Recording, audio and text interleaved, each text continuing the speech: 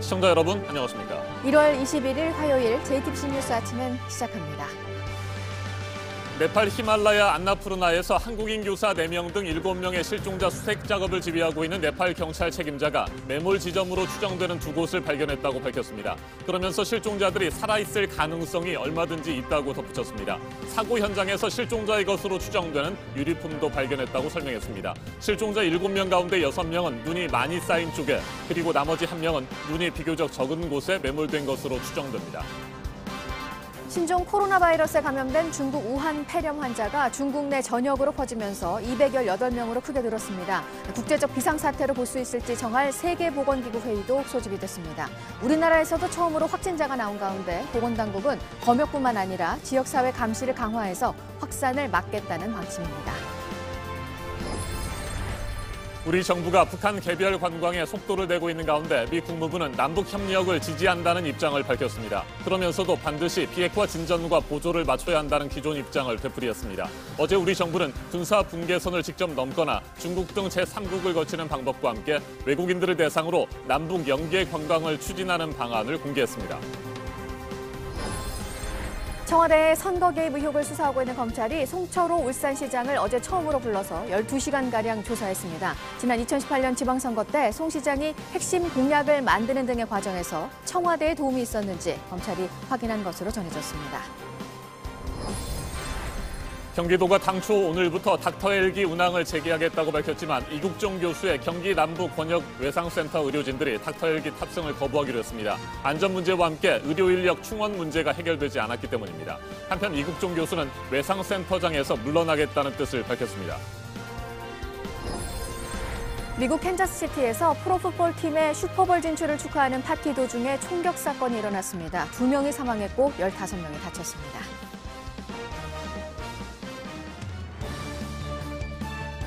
네팔 히말라야 안나푸르나에서 한국인 교사 4명 등 모두 7명이 눈사태에 휩쓸리면서 실종된 지 벌써 닷새째입니다. 아직까지 구조 소식은 들려오지 않고 있지만 그래도 한 줄기 희망의 빛이 보이고 있습니다. 현지에서 수색 작업을 지휘하고 있는 네팔의 경찰 책임자가 실종자들이 매몰된 것으로 추정되는 지점 2곳을 발견했다고 밝혔습니다.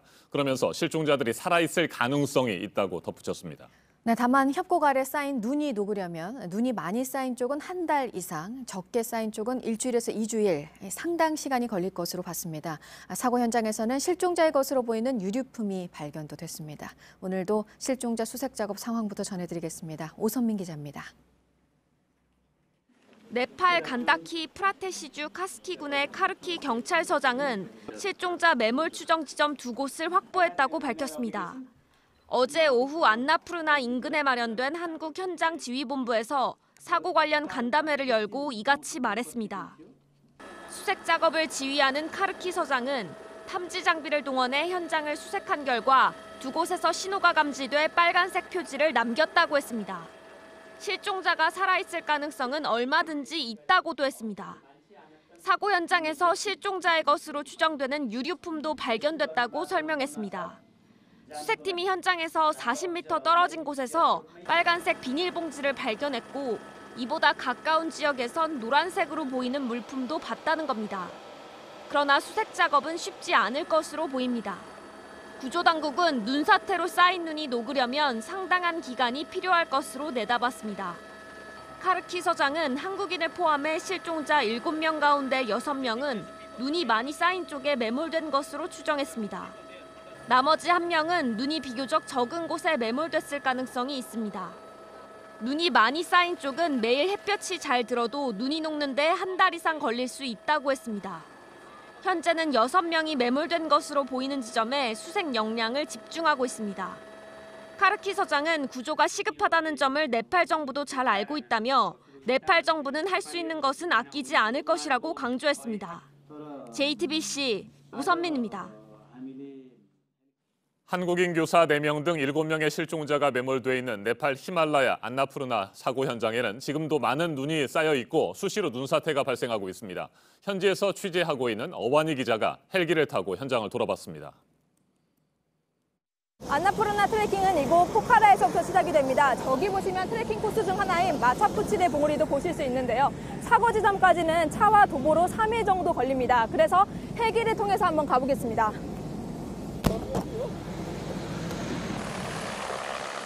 마차포차를 능선을 지나 5분여 정도 가면 봉사단 교사들이 머물렀던 신우호화가 나옵니다.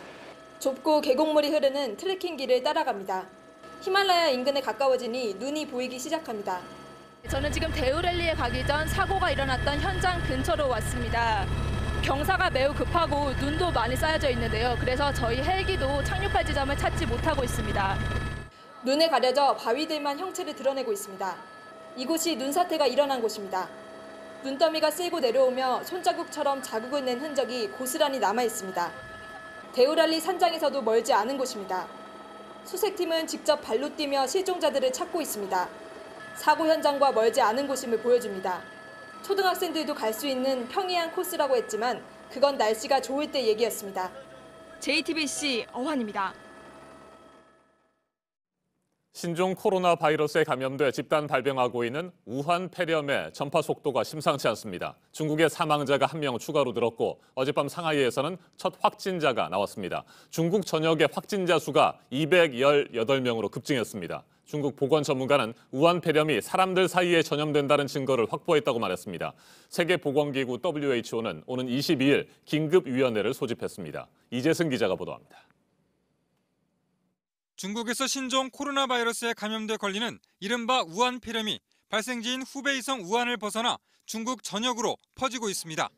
중국 내 사망자가 3명에서 4명으로 늘었고 상하이에서도 첫 확진자가 나왔습니다. 중국 국가위생건강위원회는 우한에서 상하이로 온 뒤 발열 증상을 보인 56세 여성이 어젯밤 우한 폐렴 확진 판정을 받았다고 발표했습니다. 이로써 중국 당국이 공개한 우한 폐렴 확진자 수는 218명으로 늘어났습니다. 우한시에 198명, 베이징 5명, 광둥성 14명, 상하이 1명입니다.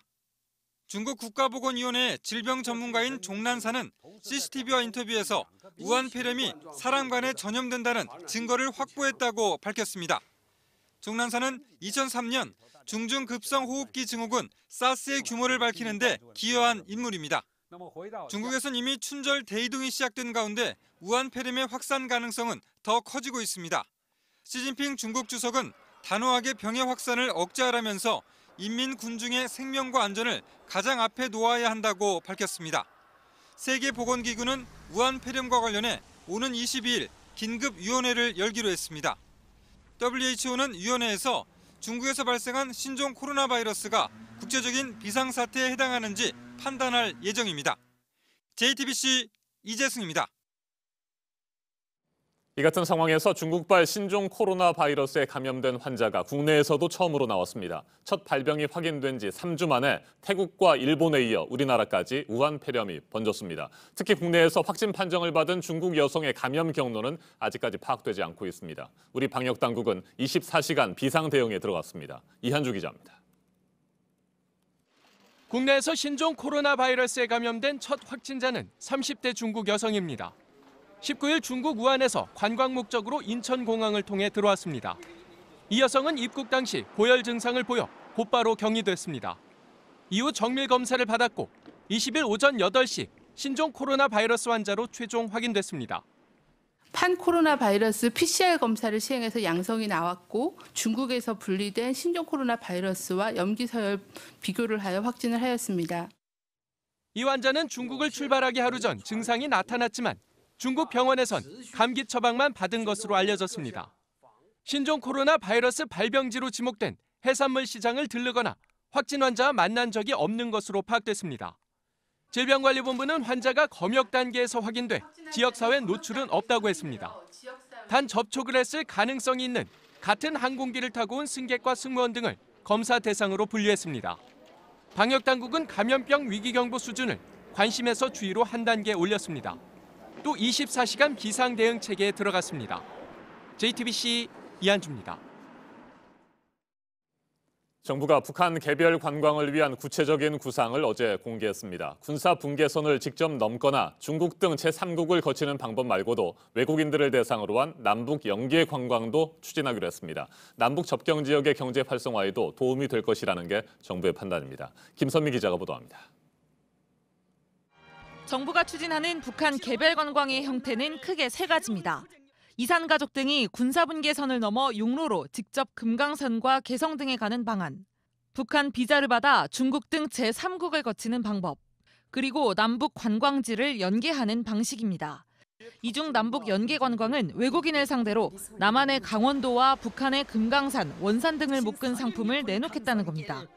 정부는 북한이 호응한다면 신변안전 보장 방법과 안내원 교육 등 실무적인 문제도 검토할 것이라고 했습니다. 또 개별 관광은 유엔 대북 제재에 저촉되지 않지만 관광시 소지하는 휴대폰, 카메라, 노트북 등에 대해선 가이드라인을 마련할 것이라고 했습니다. 정부 관계자는 개별 관광이 현실화하면 군 부대들이 옮겨가면서 어려워진 접경 지역의 경제를 회복하는 효과도 기대할 수 있다고 말했습니다.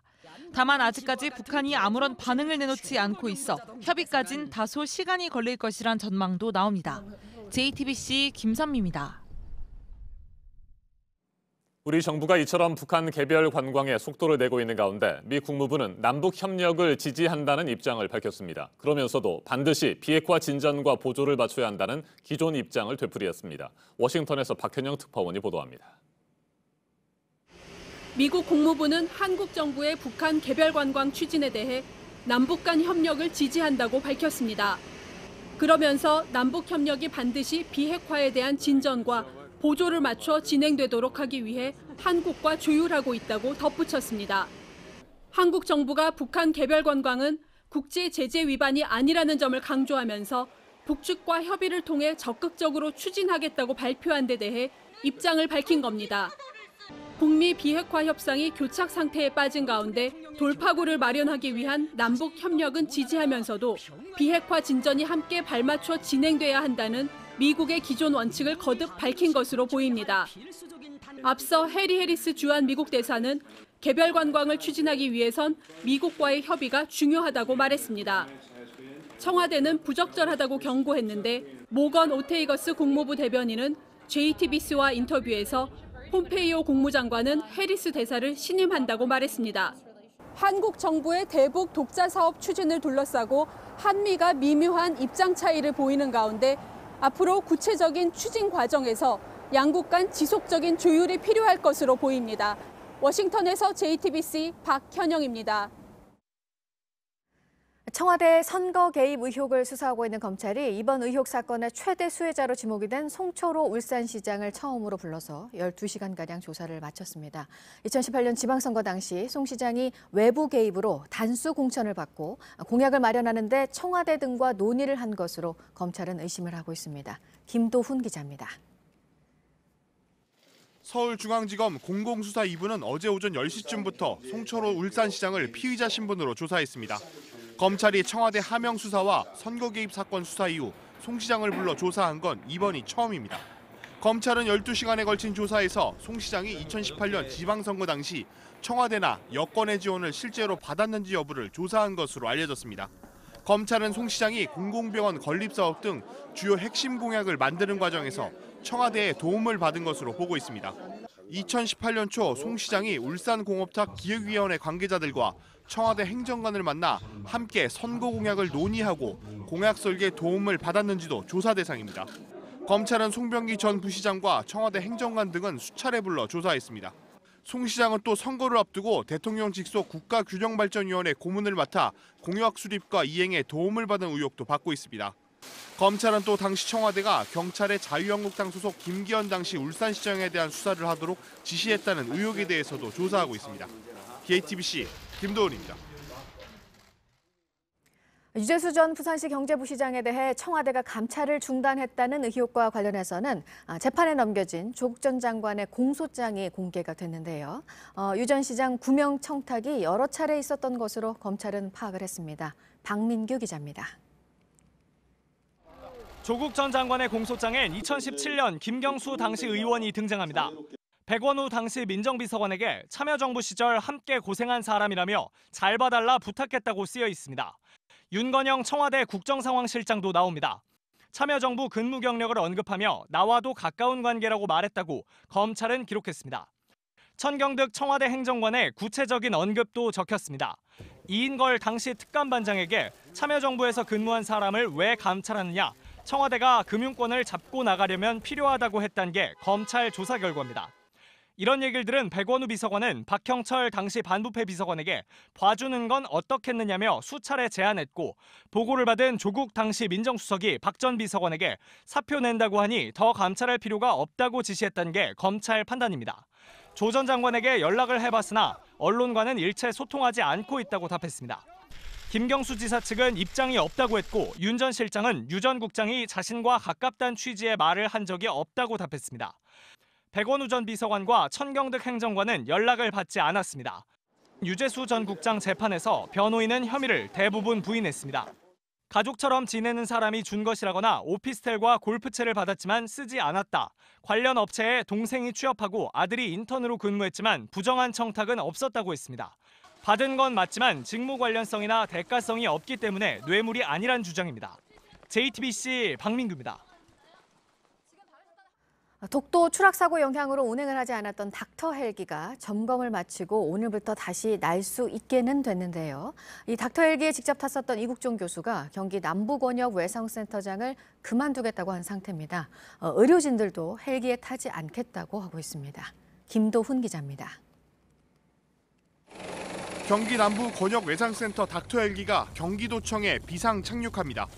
이국종 교수와 아주대병원 외상센터 의료진들이 중증 외상 환자 긴급 이송 훈련을 하는 모습입니다. 하지만 지난해 11월 독도 소방 헬기 추락 사고 이후 2달째 운항이 전면 중단됐습니다. 사고 헬기와 같은 기종이어서 긴급 안전 점검을 받고 있기 때문입니다. 경기도가 오늘부터 닥터 헬기 운항 재개 방침을 밝혔지만 또 다른 문제가 남아 있습니다. 기존 닥터 헬기에 동승했던 권역 외상센터 의료진들이 헬기 탑승을 거부하고 있습니다. 아주대 권역외상센터 관계자는 의료진이 닥터 헬기에 타지 않기로 했다며 경기도에도 의견을 전달했다고 밝혔습니다. 또 이국종 교수와도 협의된 내용이라고 강조했습니다. 안전 문제에 인력 문제도 해결되지 않았기 때문입니다. 외상센터 관계자는 병원에 의사와 간호사 10여 명 추가 채용을 요청했지만 지난해부터 단 한 명도 충원되지 않았다고 말했습니다. 이국종 교수도 외상센터장에서 물러나겠다는 뜻을 밝혔습니다. 이 교수는 병실 문제나 예산 운용 문제 등으로 병원과 마찰을 빚어왔습니다. 최근엔 유희석 아주대 의료원장이 이 교수에게 욕설을 하는 녹음 파일이 공개되면서 논란이 불거졌습니다. 닥터 헬기 운항이 재개되더라도 중증 외상 환자를 돌볼 외상센터 의료진이 없는 닥터 없는 닥터 헬기가 될 것이란 우려도 나옵니다. JTBC 김도훈입니다. 미국 캔자스시티에서 총격 사건이 일어나서 2명이 숨지고 10여 명이 부상을 입었습니다. 이 지역을 연고로 하는 프로풋볼 팀이 슈퍼볼에 진출을 해서 파티가 열렸는데 이 자리에서 벌어진 일이었습니다. 오선민 기자입니다. 깜깜한 밤 경찰이 현장을 통제하고 있습니다. 미국 중부 캔자스시티의 한 술집 근처에서 총격 사건이 일어나 2명이 숨지고 15명이 다쳤다고 미국 언론이 보도했습니다. 총격 사건은 현지 시간 19일 밤 11시 30분쯤 발생했습니다. 캔자스시티를 연고로 하는 미국 프로 풋볼팀 치프스가 테네시 타이탄스를 꺾고 슈퍼볼에 진출한 것을 축하하는 파티 도중이었습니다. 50년 만에 슈퍼볼에 진출해 광란의 분위기 속에서 파티가 열렸던 것으로 파악됐습니다. 총격 신고를 받고 경찰이 출동했을 땐 남성 1명과 여성 1명이 숨진 상태였습니다. 경찰은 용의자 중 1명이 사망한 것으로 보고 있습니다. 부상자 15명도 병원으로 옮겨졌는데 3명은 중태인 것으로 알려졌습니다. And the suspect showed up and started shooting into the line of people. We don't know what precipitated all of that. We don't know if there was any specific person targeted or 경찰은 어떤 다툼이나 소란 때문에 총격이 일어난 건지 조사하고 있다고 밝혔습니다. JTBC 오선민입니다. 네, 어제부터 서울의 많은 시민들이 걱정을 했던 부분입니다. 서울 지하철 운행 다행히 지금 정상적으로 지하철들이 다니고 있습니다. 12분 연장 근무에 대해서 서울교통공사 노조가 반발을 하면서 오늘 지하철 첫 차부터 운행을 하지 않겠다고 했었는데 사측이 이 연장 근무를 잠정 중단하겠다고 했고 밤사이에 노조가 이를 받아들였습니다. 보도국 연결해서 지금 자세한 소식 들어보도록 하겠습니다. 안태훈 기자, 오늘 아침에 서울 지하철 운행은 전혀 문제가 없는 거죠, 그러니까? 네, 그렇습니다. 서울 지하철 1호선에서 8호선까지의 운행은 정상적으로 실시가 됩니다. 파행 일보 직전까지 갔었는데 정상 운행에 들어간 셈입니다. 서울교통공사 노조는 사측의 운전시간 원상회복 조치를 수용하기로 했다며 오늘 새벽 4시 10분부터 현장에 복귀했다라고 밝혔습니다. 운행 차질로 인한 출근길 혼잡은 사라진 셈입니다. 교통공사는 지난해 11월 승무원의 근무 시간 중 운전 시간을 하루 평균 4시간 30분에서 4시간 42분으로 늘렸습니다.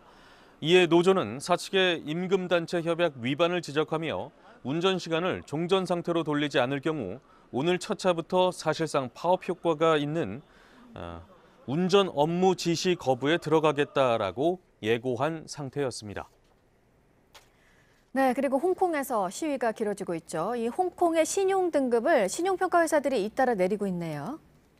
네, 그렇습니다. 국제신용평가사 무디스는 정치적 갈등을 해소할 홍콩 정부의 능력에 회의감을 나타내면서 신용 등급을 하향 조정했습니다. 정치, 사회, 경제적인 우려에 대해서 홍콩 정부의 가시적인 계획이 없다는 이유에서입니다. 지난해 9월엔 국제신용평가사 피치가 홍콩의 장기 신용 등급을 한 단계 내린 바 있습니다. 홍콩의 경제 성장률은 지난해 2분기와 3분기에 연속으로 전분기 대비 마이너스를 기록했습니다. 지난해 6월부터 대규모 민주화 요구 시위가 이어지는 가운데 홍콩 경제가 큰 부담을 받고 있는 것입니다. 홍콩 국제공항도 직격탄을 맞았습니다.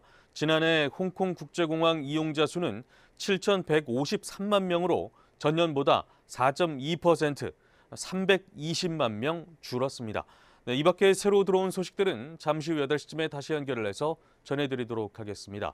네, 지금까지 아침에 지금 JTBC 안태훈입니다. 이번에는 오늘 아침 체크해봐야 할 뉴스들을 분야별로 살펴보겠습니다. 먼저 정치 분야입니다. 장하성 주중 한국 대사가 어제 특파원들과 만난 자리에서 올해 상반기에 시진핑 중국 국가주석의 한국 방문이 예상된다고 밝혔습니다.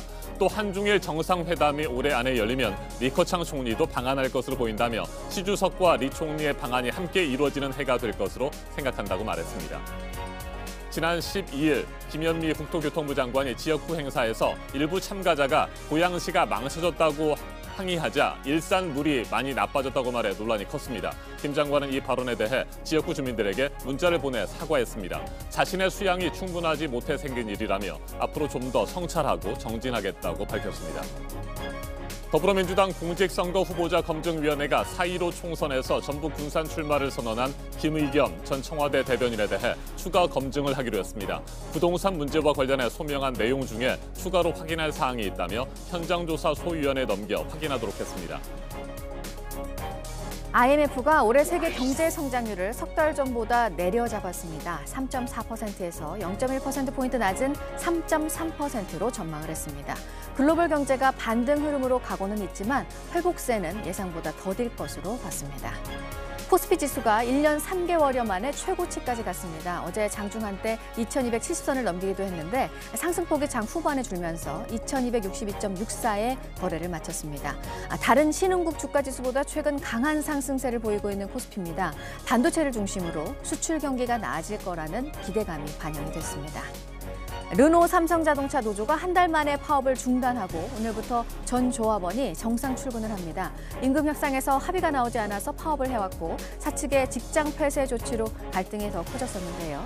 노조 측은 이제 파업을 이어가기보다 시민단체와의 연대를 통해서 르노 삼성의 문제를 해결하겠다는 방침입니다.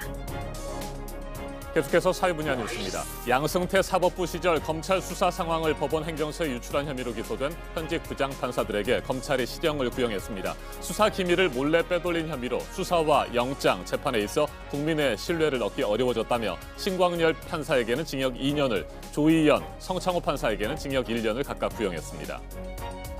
군 복무 도중 여성으로 성전환 수술을 받은 육군 부사관이 법원에서 성별 정정 결정이 나온 이후로 전역 심사를 연기해달라고 요청했지만 군이 이를 반려했습니다. 예정대로 내일 심사를 열겠다고 하자 군인권센터는 성적 자기결정권을 침해한 인권침해라며 국가인권위원회에 진정을 제기했습니다. 드루킹 댓글 조작에 관여한 혐의 등으로 1심에서 실형을 선고받은 김경수 경남지사의 항소심 선고가 또 연기됐습니다. 당초 오늘로 예정돼 있었는데 법원이 갑자기 연기하고 변론을 제기하기로 했습니다. 지난해 12월에 이어 두 번째 선고가 연기되면서 재판부가 결론을 두고 고심을 거듭하고 있는 것 아니냐는 관측이 나오고 있습니다. 200년이 넘는 한국 천주교회 역사를 한눈에 볼 수 있는 사료들을 수집해서 통합 검색 시스템을 만드는 작업이 지금 진행이 되고 있습니다. 최근 1단계 작업이 마무리가 됐고 2026년에 최종 완료가 되면 일반인들도 이 시스템을 활용할 수 있습니다. 뮤지컬 호프 읽히지 않은 책과 읽히지 않은 인생이 한국 뮤지컬 어워즈에서 대상을 받았습니다. 유고 원고를 수십 년째 간직한 70대 노인을 통해서 여성의 자아를 찾는 주제를 다룬 작품입니다. 여자주연상과 연출상, 극본상을 포함해서 8개 부문에서 수상을 했습니다. 희귀한 겨울철새인 솔자새 17마리가 새해 첫날에 신안 흑산도를 찾아와서 열흘 동안 머문 것으로 확인이 됐습니다. 국내에서 흔히 볼 수 있는 종이 아니고 이렇게 20마리에 가까운 새가 한 번에 확인된 건 드문 일입니다. 네, 문재인 대통령이 오늘 주재하는 국무회의에서 앞서 국회 본회의를 통과한 검경수사권 조정안과 유치원 3법 등을 심의 의결합니다. 검찰 직접 수사 부서를 크게 줄이는 내용의 검찰 직제 개편안도 이 자리에서 논의가 될 예정입니다. 대구 경북 통합 신공항 이전 후보지가 오늘 주민투표로 선정이 됩니다. 조금 전 아침 6시부터 군위 또 의성에서 투표가 시작이 됐는데요. 단독 후보지인 군위 우보와 공동 후보지인 군위 소보, 의성 비안 가운데 하나로 정해집니다. 집단 성폭행 혐의를 받고 있는 가수 정준영 씨와 최종훈 씨의 항소심 첫 번째 공판이 오늘 열립니다. 그래서 앞서 1심에서 정 씨에게는 징역 6년이, 최 씨에게는 징역 5년이 선고가 됐는데 두 사람 모두 1심 판결에 불복해서 항소를 했고 검찰도 형량이 낮다면서 역시 항소를 했습니다. 분야별 뉴스들 체크해드렸습니다. 이어서 날씨 정보입니다. 오늘 아침 반짝 강추위가 찾아오면서 일교차가 무척 크겠습니다. 낮 기온은 어제만큼 높겠고요. 남부지방은 어제보다 오르는 곳도 많겠습니다. 공기질은 전국이 보통에서 좋음 수준으로 무난하겠고요. 다만 경기 북부에서는 일평균 나쁨 수준 보이는 곳이 있겠습니다. 오늘 고기압의 영향을 받으면서 대체로 맑은 하늘 펼쳐지겠고 가끔 구름 많겠습니다. 또 곳곳 건조주의보가 발효 중이기 때문에 화재 사고에 유의하셔야겠습니다. 오늘 낮 기온은 서울과 춘천이 4도, 전주가 7도, 광주와 부산은 10도까지 오르겠고요. 북한은 우리나라보다 기온이 대체로 낮은 가운데 중강의 경우 한낮에도 영하권에 머물겠습니다. 내일부터 비 소식이 많습니다. 목요일에는 전국으로 확대되겠습니다. 기상정보였습니다.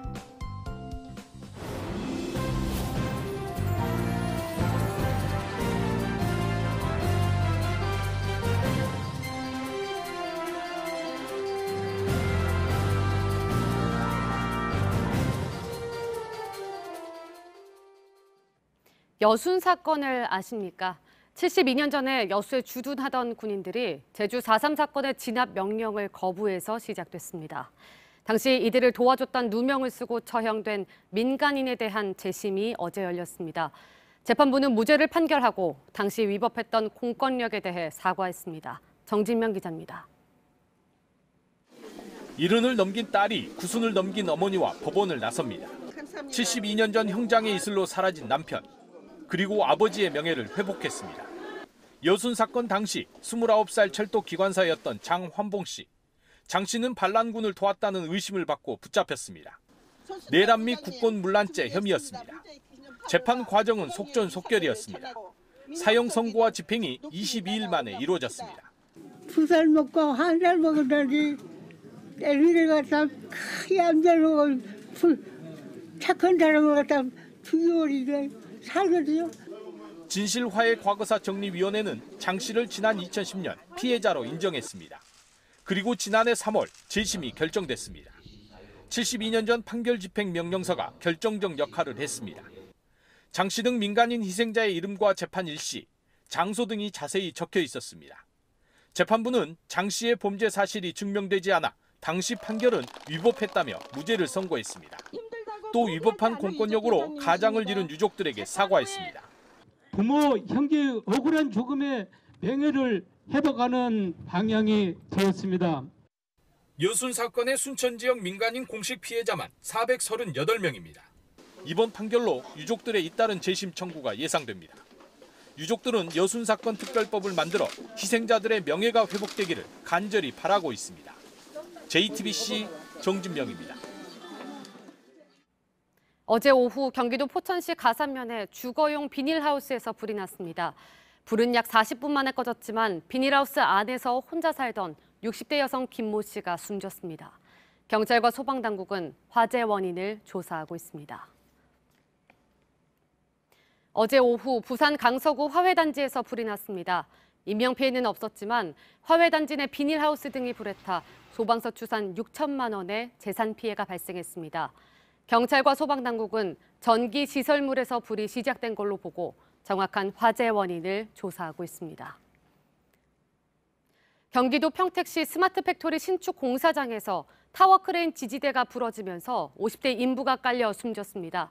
경기 평택경찰서에 따르면 어제 오후 40m 높이의 타워 크레인 지지대가 부러지며 옆으로 넘어졌고 넘어진 지지대는 콘크리트 작업을 하던 차량용 크레인의 지지대를 재차 덮쳤습니다.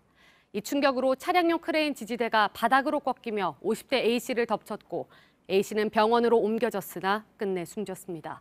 경찰은 목격자 진술을 토대로 사고 경위를 조사하는 한편 크레인의 결함 여부도 확인하고 있습니다. 정치 사회적으로 논란이 뜨거운 이슈에 대해 다양한 의견을 들어보는 맞짱 토론 시간입니다. 오늘은 우리 정부가 속도를 내고 있는 북한 개별 관광 집중적으로 짚어보겠습니다. 풀어야 할 과제들은 무엇이 있는지도 함께 살펴보겠습니다. 먼저 출연자들을 소개해드립니다. 제 오른쪽입니다. 양무진 북한대학원 대학교 교수 나오셨습니다. 안녕하십니까? 네, 안녕하십니까? 네. 그리고 제 왼쪽입니다. 박원권 한동대 국제지역학과 교수입니다. 네, 안녕하세요. 네, 어서 오십시오. 문재인 대통령이 지난 7일 신년사에서 남북 협력 사업을 강조하고 금강산 관광 재개 의지를 다시 밝혔습니다. 그리고 일주일 뒤인 지난 14일 신년 기자회견에서는 북한 개별 관광 가능성도 언급했습니다. 이 같은 상황에서 통일부는 어제 북한 개별 관광 참고 자료를 통해 구체적인 3가지 방안을 제시했습니다. 하지만 미 국무부는 남북 협력을 지지한다는 입장을 밝히면서도 반드시 비핵화 진전과 보조를 맞춰야 한다고 주장하고 있습니다. 토론 시작하겠습니다. 네, 우리 정부 말 그대로 북한 개별 관광에 속도를 내기 시작했습니다. 문재인 대통령이 지난 7일 신년사에서 북한과 미국의 대화만을 더 이상 바라볼 수는 없지 않겠느냐 이렇게 얘기하지 않았습니까? 실제로 개별 관광에 굉장한 의욕을 가지고 있는 것으로 보이는데 이에 대해서 어떻게 생각하시는지 두 분 교수님의 말씀 먼저 듣도록 하겠습니다. 양무지 교수님 어떻게 평가하세요? 예, 늦었지만 나름대로 의미가 있다고 보여지고 대통령께서 이 북미 대화만 쳐다보지 않겠다 그렇게 나온 배경은 아마 지난해 북미 대화가 이 남북 대화, 남북 관계를 견인해 줄 줄 알았는데 오히려 이 견인보다도 견제했다. 네. 그러한 평가 속에서 나왔다 보여지고 의미를 부여할 수 있다는 것은 개별 관광이 허용된다면은 이 다양한 형태의 우리 국민들의 방법이 있지 않겠습니까? 그렇다면 거기에서 일종의 남북 간 민간 교류 확대 이런 의미を부여할 수 있겠죠. 또 두 번째로는 원래 한반도 상황이 상당히 엄중하잖아요. 네. 그래서 개별 관광이 허용된다면 한반도 상황을 우리가 주도적으로 관리할 수 있던 그런 측면이 있겠죠. 마지막 세 번째로는 이 한반도 문제는 남북 관계와 북미 관계의 선순환. 근데 지금 이제 북미 관계가 좀 정체 상태이기 때문에 남북 관계의 복원을 통해 가지고 북한과 미국 간의 비핵 평화 대화 촉진시킬 수 있는 그런 부분에 대해서 나름대로 의미를 부여할 수 있다 이런 생각이 듭니다. 네, 문재인 대통령과 우리 정부가 중재자, 촉진자 역할을 하려고 했지만 사실상 지난해 1년 동안은 손과 발이 모두 묶인 상태에서 아무것도 할 수가 없었어요. 양쪽으로부터 서로 견제만 받는 그런 상황이었었는데 지금이라도 늦었지만 바람직한 사업 추진이다 이렇게 보시는 거군요. 그렇습니다. 지난해를 우리가 되돌아보면은 이 북한은 소위 말해서 통미봉남, 네. 다시 말해 미국하고 통하고 우리를 배제하는 그런 속에 있었고 또 미국은 항상 보면은 비핵 대화 이런 속에서 이 우리 측에 대해서 남북 관계 속도 조절을 이야기했죠. 그렇게 하다 보니까 결국은 한반도에 있어가지고 우리는 주도자 촉진자는커녕 네. 아무것도 할 수 없는 그런 상황이 됐단 말이에요. 그래서 이번에 비록 개별 관광이지만 이걸 통해 가지고 남북 관계가 복원된다면은 이 한반도 문제에서 우리가 주도자 촉진자 역할을 다시 할 수 있는 계기가 되지 않을까. 그런 차원에서 대통령의 발언이 있었다. 저는 그렇게 이해하고 있습니다. 네, 박 교수님 지금이라도 남북 협력 사업을 우리 정부가 주도적으로 추진한다는 데 대해서 여러 가지 긍정적인 평가들이 나오는데 어떻게 생각하세요? 저도 남북 협력 사업 자체는 반대하지 않죠. 네. 개별 관광도 저는 정말 됐으면 하는 바람입니다. 저도 가고 싶은 마음이 많고요. 근데 그럼에도 지금 현실성이 너무 떨어지는 거에 정부가 너무 많은 에너지를 쓰고 있다라고 생각이 됩니다. 일단 가장 큰 문제는 이 개별 관광을 북한이 받아들일 가능성이 저는 거의 없다라고 생각을 합니다. 그러니까 북한과 지금 뭐 물밑 접촉을 통해서 얘기가 되고 있다라는 정황도 보이지 않고요. 이게 첫 번째 문제고, 두 번째는 개별 관광을 가려면 가장 중요한 게 우리 한국민의 안전인데 네. 어저께 통일부 발표도 그렇고 그 안전에 대한 보장이 안 보입니다.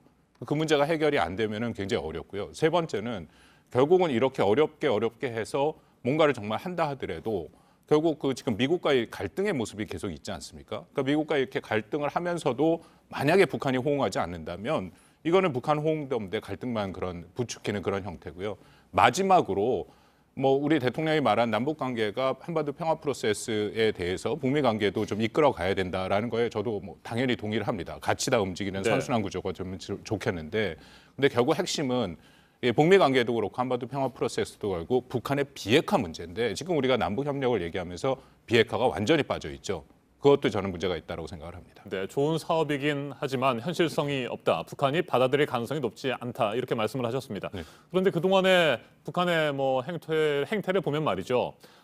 무슨 문제가 있거나 마음에 들지 않으면 곧바로 받아치지 않았습니까? 그런데 지금 북한 개별 관광에 대해서는 상당 기간 침묵으로 일관하고 있는 것은 오히려 어떻게 보면 긍정적인 신호가 아니냐 이렇게 해석할 수도 있을 것 같은데 어떻습니까? 뭐 그거는 조금 더 두고 봐야 네. 될 거라는 생각이 들고요. 개별 관광에 대해서 공식적으로 구체적으로 얘기가 나오기 시작한 게 이제 어저께 통일부에서 한 3가지 방안 우리 얘기했던 게 나왔기 때문에 좀 기다려야 되고, 그리고 제가 이해하기로는 북한이 한 번도 한국 그 남한에 대해서 개인적으로 개별 관광을 허용한 적이 없습니다. 그리고 북한의 그런 반응에 대해서는 우리가 이미 경험을 했는데 작년 연말에 전원회의를 통해서 아주 구체적인 여러 가지 그 북한의 전략들이 나오지 않았습니까? 거기에서 한국은 다 빠져 있죠.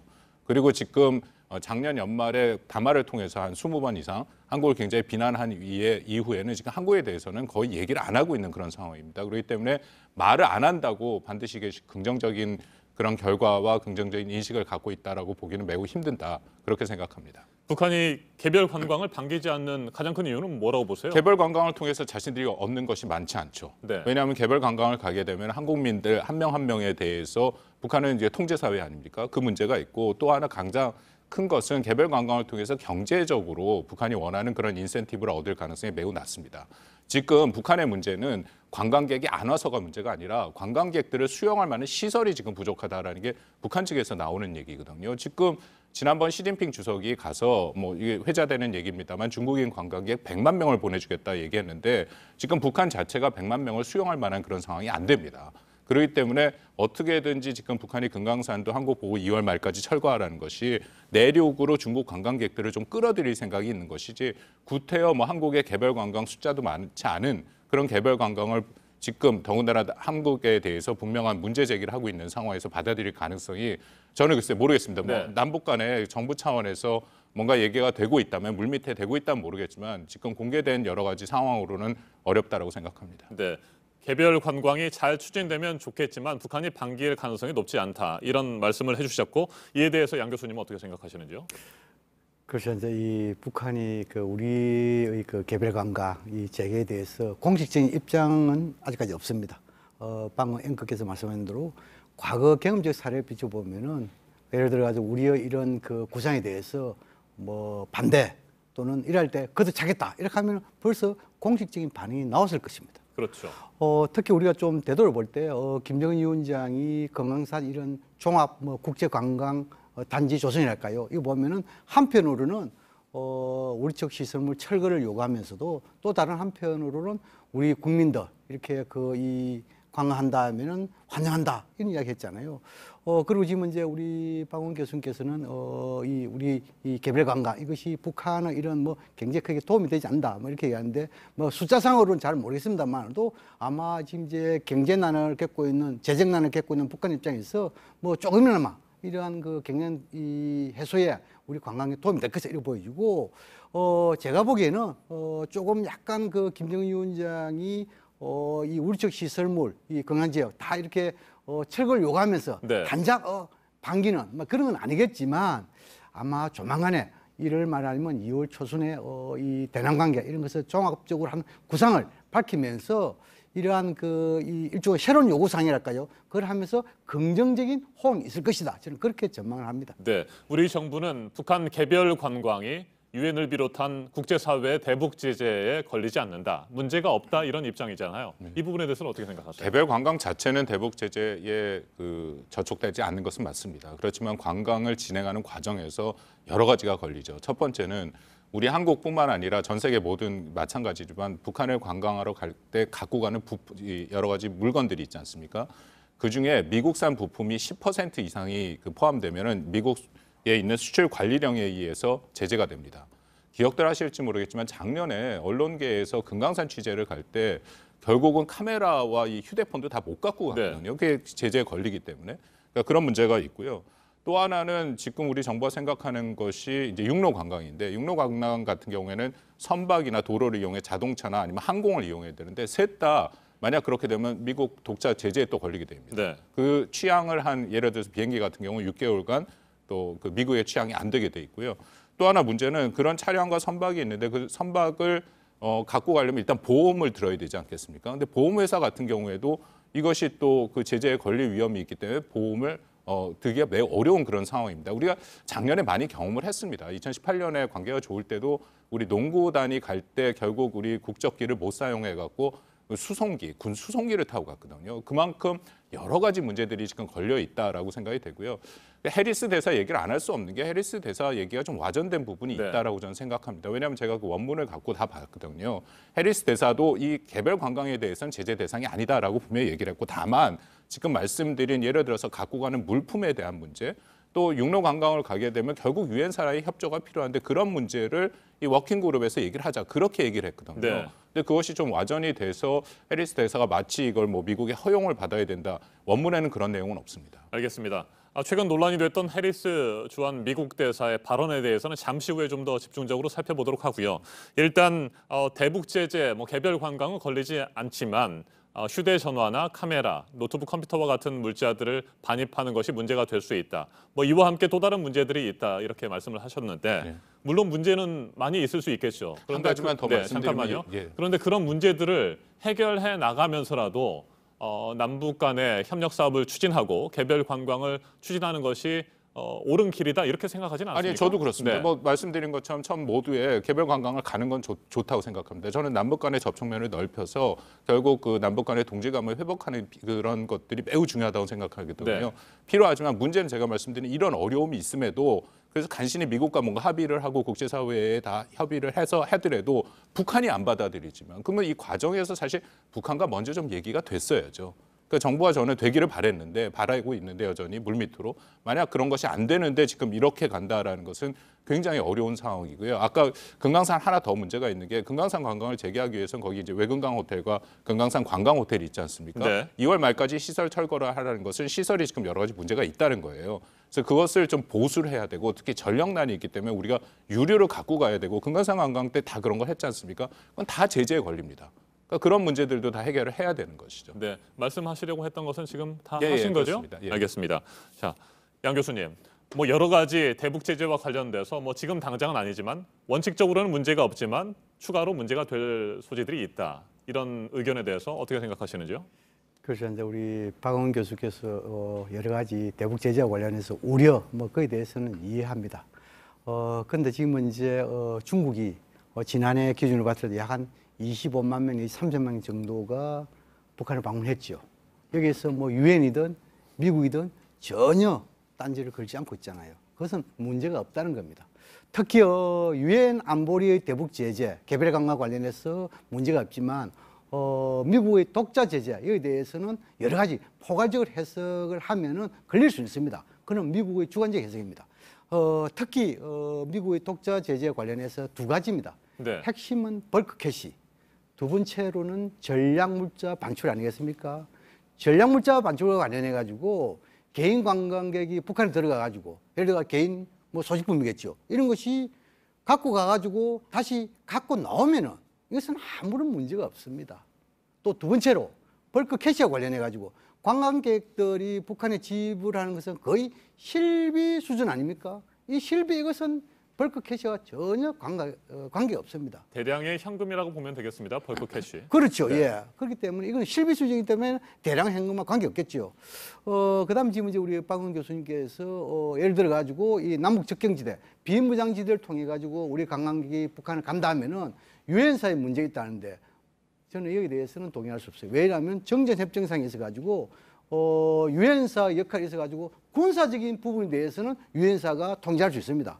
그러나 이런 비군사지, 관광, 사회문화기루 이런 부분에 대해서는 유엔사와 전혀 관계없습니다. 그런 점을 봤을 때 단지 우리 관광객들의 신변 안전 문장 네. 이 부분에 대해서는 당국 간 협의가 되겠죠. 이 부분에 대해서 제일 중요한 문제 아니겠습니까? 그렇죠. 그다음에 또 한 가지 좀 중요한 것을 보태자면 안전사고 관계되겠죠. 방금 이제 박 교수님께서 예를 들어 가지고 우리 관광객들이 관광생활 때면 관광산 시설이 상당히 노후화되는 그런 측면에서 안전사고 관계되겠죠. 이런 부분에 대해서는 남북 간에 협의할 필요가 있겠죠. 그런 측면에서 이런 것만 보았는다면은 개별 관광 별 문제가 없다. 저는 그렇게 생각을 합니다. 알겠습니다. 해리 해리스 주한 미국 대사의 최근 발언, 앞서 박 교수님께서 언급을 하셨기 때문에 한번 짚어보도록 하겠습니다.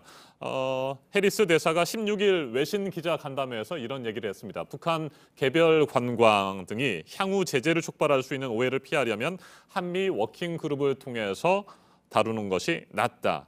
이에 대해서 여권은 내정 간섭이다 이렇게 비판을 했고요. 자유한국당은 오히려 이 같은 여권의 비판에 대해서 한미 동맹을 훼손하고 있다 이렇게 주장을 하고 있습니다. 박 교수님은 말씀을 좀 하셨으니까 잠시 후에 또 반론 있으면 하시고요.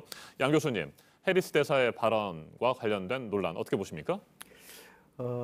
우리가 쉽게 말해서 외교관이라는 것은 자국의 외교적인 품위 이것을 그대로 보여주는 데만 아니십니까? 물론 해리스 대사께서 군 출신으로서 좀 보수적인 성향을 가지고 특히 북한에 대해서 상당히 좀 불신이 깊다. 이것은 이해할 수 있습니다. 그럼에도 불구하고 외교관으로서 활동하려면은 언행에 신중해야 됩니다. 그런데 최근 해리스 대사의 몇 건의 언행을 보면은 상당히 성급하고 부적절했다. 저는 그렇게 평가합니다. 성급한 부분과 관련해서는 예를 들어 가지고 이 남북 협력 관련해서 이미 이것은 그 한미 간에 사전 조율도 하기 전에 먼저 대사가 끄집어냈단 말입니다. 이거 성급했죠. 두 번째는 뭡니까? 대통령께서 이 남북협력 여기서 언급했는데 거기에 대해서 곧장 비판적인 이야기를 했단 말입니다. 이런 부분에 대해서는 상당 부분 부적절하잖아요.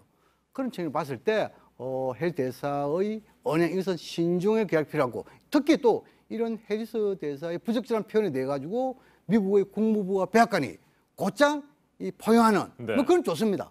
그럼 이 또한 어찌 보면은 한국민들에 대한 상처를 주는 그런 부분이거든요. 그렇기 때문에 해리스 대사의 앞으로 언행은 상당히 신중을 기할 필요고 이 신중하지 못하면 한미동맹에 대해서 결코 도움이 되지 않는다. 이것을 좀 지적하고 싶습니다. 네, 박 교수님 반론하시겠습니까? 예, 제가 그 원문을 구해서 읽어봤는데요. 지금 말씀하신 그 제재에 걸릴 수 있으니까 서로 간에 영어로 표현이 misunderstanding, 오해가 있을 수 있다라는 표현을 한 것은 맞습니다. 근데 전체적인 많은 문장 중에 가운데 나온 것이고요. 전부를 다 봐야 되는데 기본적으로 뭐라고 얘기했냐면 일단 개별 관광은 제재에 저촉되지 않는다라고 분명히 얘기를 했습니다. 근데 다만 만약에 관광객들이 갖고 가는 거 아까 말씀 그 수출 시행령 미국을 얘기하는데요. 이게 정확히 어떠냐면 미국산 부품이나 기술이 10% 이상 포함된 물자의 대북 반출식 미국 정부 당국의 승인 절차가 필요합니다. 만약 승인을 안 받고 가면 이게 제재 대상이 되거든요. 그 얘기를 했고요. 해리스 대사가 또 하나는 어디를 통해서 우리 개별 관광을 보내느냐, 중국을 통해 보내느냐, 아니면 DMZ를 통해 보내느냐 그런 부분에 대해서 논의가 필요하다. 그래서 우리가 워킹 그룹이 필요하다라고 얘기를 했고요. 전반적으로 보면은 해리스 대사의 그 표현이나 이 발언 자체는 오히려 문 대통령과 현 정부의 지지적인 발언이 계속 나옵니다. 이런 얘기, 문 대통령의 지속적인 낙관주의가 고무적이다. 그 낙관주의가 희망을 조성한다 얘기했고요. 이런 얘기도 했습니다. 2017년, 18년에 문 대통령과 정부의 그런 적극적인 정책 때문에 지금 우리가 여기까지 와 있다. 네. 그런 얘기를 했었고 제가 16일 날 그 같이 참여했던 외신기자랑도 얘기를 해봤는데요. 전혀 한국 정부를 지금 비판하는 그런 톤은 없었다라는 겁니다. 근데 딱 문장만 빼놓고 얘기를 하니까 마치 그것이 우리가 그 개별 관광을 하는데 미국 정부의 뭐 허용을 받고 동의를 받아야 된다. 그런 내용은 전혀 아닙니다. 아까 말씀하신 그 외에도 미국의 반응을 보면 기본적으로 이 개별 관광에 대해서는 제재 대상이 아니다. 다만 지금 말씀드린 이런 부분에 대해서는 한미가 워킹 그룹이 있으니까 거기서 협의를 하는 것이 좋겠다. 그것이 미국의 기본 입장이라고 생각합니다. 자, 그런데 미 국무부가 말이죠. 두 가지 입장을 동시에 계속해서 내고 있습니다. 남북 협력을 지지한다는 입장이 있고 또 하나는 이 반드시라는 표현도 중요하고요. 비핵화 진전과 보조를 맞춰야 한다. 이 두 가지가 있는데 어디에 더 방점이 찍혀 있다고 보세요? 미국의 기본 입장은 지난번 해리스 대사가 KBS 회견에서 네. 하게 봤죠. 비핵화와 남북 협력은 같이 가야 된다라는 그 입장은 원칙은 맞습니다. 다만 개별 관광 같은 경우에 그것이 남북 협력에 지금 포함되느냐 그것은 아니다라는 입장도 맞는 거고요. 근데 미국이 불편한 마음이 있는 것은 분명하죠. 왜냐하면 지금 비핵화가 이 교착된 상태고 그 문제의 상당 부분 미국은 북한이랑 이야기를 하자, 대화를 하자고 계속 제기를 하는데 북한이 지금 대화를 안 하고 있는 상태지 않습니까? 그래서 혹시라도 남북의 협력이 너무 빨리 앞서가서 특히 제재나 면제 완화가 확대됨으로써 국제 공조, 제재에 대한 국제 공조가 흐트러질까 걱정을 하는 것이고요. 또 하나는 뭐 아시겠지만 지금 미국이 이란에 대해서 강력한 그런 제재를 지금 부과하고 있지 않습니까? 미국 국내 언론들이 이미 이런 얘기를 하고 있습니다. 왜 북한에 대해서는 설탕을 주고 이란에 대해서는 소금을 주느냐. 그러니까 트럼프 행정부 입장에서는 지금 핵 개발하고 있는 두 국가인데 두 국가에 대해서 어느 정도 공통된 기준을 갖고 얘기를 해야 되는데 한쪽만 완화를 하는 것도 정치적인 부담이 있는 거죠. 그래서 속마음은 편치 않은 것은 맞습니다. 네, 보조를 맞춰야 한다는 얘기에 대해서 한 번 더 질문을 좀 드리고 싶은데요. 보조를 맞춰야 한다. 남북 개별 관광을 추진하는 데 있어서 어느 정도까지는 우리 정부가 뭐 주체적으로 해도 괜찮지만 어느 선을 넘을 때는 한미 워킹 그룹을 통해서 반드시 논의해야 한다는 뜻으로 보십니까? 아니면 처음부터 모든 것들을 결정할 때 미국과 같이 논의하지 않으면 안 된다 이런 뜻으로 보세요? 이미 말씀드린 네. 것처럼 개별 관광을 할 때 걸려 있는 문제들이 지금 미국의 수출 규제령이 있고요. 그 부분도 있고 그리고 DMZ에 대해서는 저도 양 교수님 말씀에 뭐 그 일부 동의를 합니다만 미국은 좀 다르게 보고 있으니까 그렇다고 안 된다라는 것도 아니거든요. 그러니까 미국의 입장이 된다 안 된다가 아니라 논의를 하자는 거죠. 그래서 정말 개별 관광을 할 것이면 한국 정부의 입장을 충분히 들어보고 그것이 되는 방향으로 이것을 제재에 저촉되는 부분이 있으면 뭔가 합의를 통해서 풀어나가자라는 의미지 지금 딱 안 된다 그런 입장은 저는 아니다라고 생각합니다. 네, 사업을 추진하지 말라는 얘기가 아니라 같이 대화를 해서 방법을 찾아보자 뭐 이런 뜻으로 아주 일관되게 해석한다는 해리스 말씀이시군요. 대사를 포함해서 네. 일관된 미국의 워싱턴에서 나오는 입장이죠. 네, 양 교수님, 미국의 이 같은 입장에 대해서 어떤 의견을 가지고 계시는지요? 그렇죠. 그 말씀드리기 전에 이 해리스 대사가 우리 박 교수님 말씀 제가 잘못 이해한 건 모르겠습니다만도 상당히 한국을 잘 이해하고 좀 친한 파쟁 이렇게 말씀을 하시는데 저는 거기에 대해서 동의를 하지 않습니다.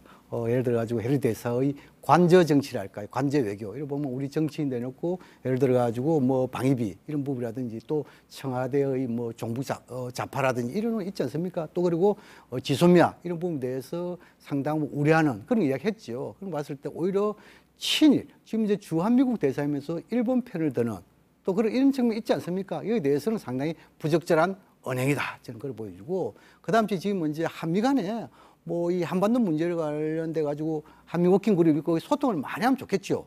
네. 그런데 한반도 문제에 있어 가지고 남북한의 문제가 있고 국제적인 성격을 지닌 문제가 있습니다. 예를 들어 가지고 북한 핵 문제라든지 뭐 통일 문제 이런 부분에 대해서는 국제사회 지지가 상당히 중요하겠죠. 그런데 이산가족 문제라든지 지금 저 방금 뭐 우리가 지금 강조하고 있는 개별 관광 이것은 유엔의 제재가 되지 않고 있단 말입니다. 이런 부분에 대해서 우리는 사실상 이런 부분 주권 문제에서 통보하면 됩니다. 그런데 미국은 일일이 이런 부분에 대해서 다 협의를 해야 된다 이렇게 강조하고 있잖아요. 그것은 지나치게 내정 간섭이라고 볼 수 있습니다. 일례로 미국은 대북 제재, 북한 정책 이런 관련해 가지고 우리가 다 협의합니까? 아니잖아요. 같이 우리 지금 박원 교수님 상임 말씀했는데 예를 들어 가지고 전략물자 이 방출과 관련해 가지고 우리의 이 기자들이 북한 방문하는데 뭐 예를 들어 노트북 이런 거 못 가져갔다. 네. 이건 상당히 이중적인 잣대를 가진 사례가 있습니다. 일례로 지난 이 풍계리 핵실험장 북한이 해체 폭파할 때 미국의 언론들이 갈 때는 노트북 다 가져갔지요. 그런데 우리가 금강산 행사할 때 우리 기자들이 갈 때는 노트북 못 가지고 했습니다. 이거 얼마나 이중적인 잣대입니까? 이것은 뭡니까? 대북 제재라는 하나의 명분에서 자기들이 마음에 안 들면은 통제하고 마음에 들면 허용하고 이 이중잣대잖아요. 이런 이중잣대 우리가 잘 알고 있는 상황에서 특히 이런 개별 방향에서 너무 지나치게 미국의 협조 동의까지 구한다면 우리가 할 수 있는 게 아무것도 없습니다. 그런 생각 봤을 때 때론 우리가 소통을 하되 통보하는 형식도 우리 주권국가로서 필요한 시점이 지금이다. 저는 그렇게 생각합니다. 알겠습니다. 이제 뭐 이 정도에서 토론을 마무리하려고 하는데 끝내도 되겠습니까? 그 미국 수출 규제령에 대해서는 한 가지만 짧게 말씀드릴게요. 뭐 30초 미국 안에서 국내 법으로 걸려 있는 네. 거기 때문에요. 미국 기자들 같은 경우에는 미국 정부 당국에 수출 반입 승인을 요청을 했죠. 근데 한국 정부 당국에서는 그것이 늦어진 거로 제가 알고 있습니다. 그래서 그 프로세스를 못 겪기 때문에 아예 안 갖고 간 거고요. 그거는 뭐 미국 당부에서도 법으로 되어 있는 거기 때문에 어쩔 수 없다라고 알고 있습니다. 아니 그렇게 잠깐 하나만 보겠습니다. 네, 30초 쓰십시오. 예, 만약 그렇다면은 일례로 이 미군 그 유해 송환 발구 이럴 때 미국은 달러를 007 가방에 가지고 북한에 들어가 주는 거 아닙니까? 근데 이것은 벌크 케이스에 해당됩니까? 이건 인도적인 문제단 말입니다. 그래서 이 지금까지 대북 제재 이런 부분에 대해서 미국이 이중잣대 이것을 많이 있기 때문에 이런 것부터 먼저 시정을 한 이후에 뭔가 남북과 협력을 강조하더라도 설득력이 있지 않을까 저는 그렇게 생각합니다. 알겠습니다.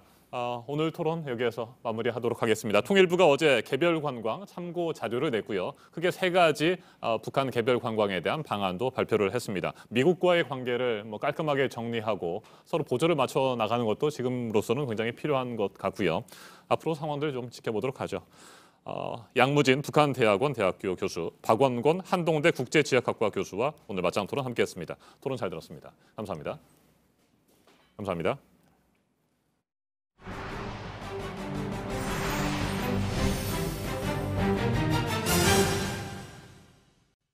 네, 검찰 중간 간부 인사는 이제 모레로 예정이 돼 있는 상황입니다.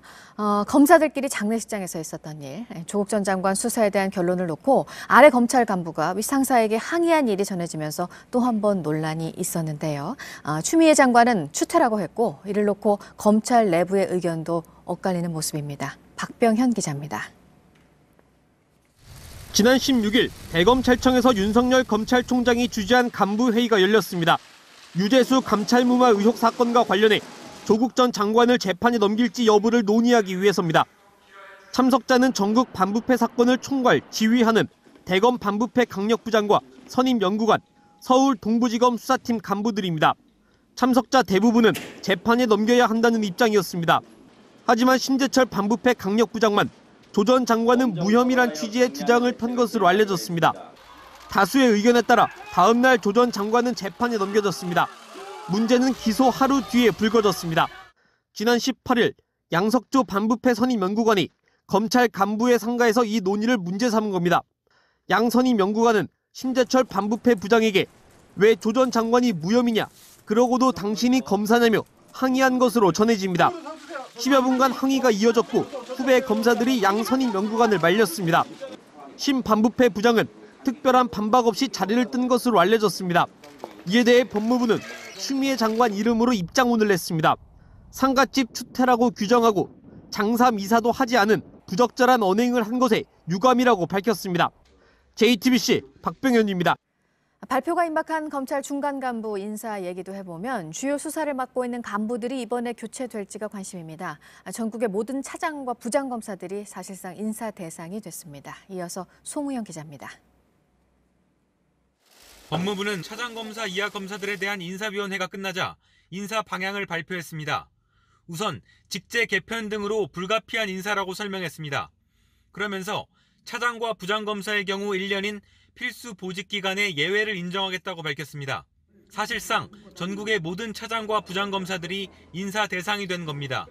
부임한 지 6개월밖에 안 된 서울중앙지검 차장검사들과 부장검사들 역시 여기에 포함됩니다. 현재 진행 중인 청와대의 선거 개입 의혹 수사를 하는 서울중앙지검 공공수사 2부장이나 이를 지휘하는 2차장 검사, 또 이재용 삼성 부회장까지 수사 선상에 오른 걸로 알려진 삼성 바이오로직스 회계 사기 사건을 담당하는 반부패 수사 4부장과 3차장 검사 등입니다. 다만 현안 사건 수사와 재판 진행 중인 사안 등을 고려한다며 인사 예외 가능성을 열어뒀습니다. 법무부는 또 특정 부서 중심의 기존 관행과 조직 내 엘리트주의에서 벗어난 인사를 하겠다고 밝혔습니다.